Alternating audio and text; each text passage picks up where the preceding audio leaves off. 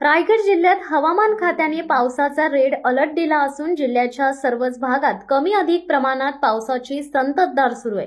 आजच्या पावसामुळे जनजीवनावर फारसा परिणाम झाला नसला तरी पुढील 3 ते 4 तासात जिल्ह्याच्या काही भागात मुसळधार पावसाची शक्यता हवामान खात्याने वर्तवली आहे। काही दिवसांपासून दडी मारलेल्या पावसाने शनिवारपासून बरसायला सुरुवात केली आहे। शनिवारी रात्री दक्षिण रायगड जिल्ह्यात जोरदार पाऊस झालाय।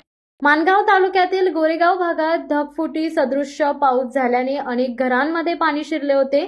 मात्र रविवारी रेड अलर्ट असतानाही जिल्ह्यात फारसा पाऊस झाला नाही। अधूनमधून पावसाच्या मध्यम सरी कोसळत होत्या। आज सकाळपासून आभाळ भरून आलंय। पावसाची संततधार सुरू आहे।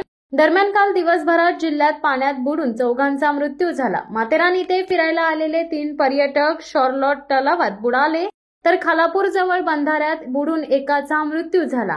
आज हवामान खात्याने पावसाचा रेड अलर्ट दिला असून प्रशासनाने सतर्क राहण्याच्या सूचना दिल्यात।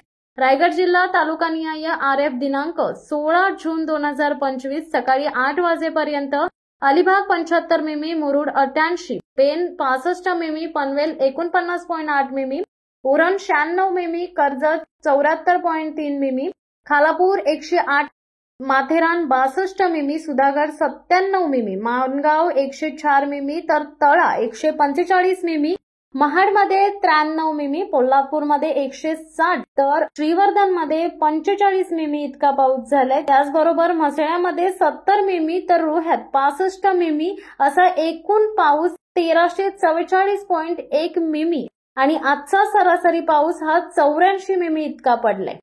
शिवसत्ता टाइम्ससाठी धनंजय कवटेकर, अलिबाग। धडक बेधडक वृत्त देणाऱ्या आपल्या शिवसत्ता टाइम्स न्यूज चॅनलला लाल बटन दाबून सबस्क्राईब करा आणि बेल आयकॉनला क्लिक करायला विसरू नका।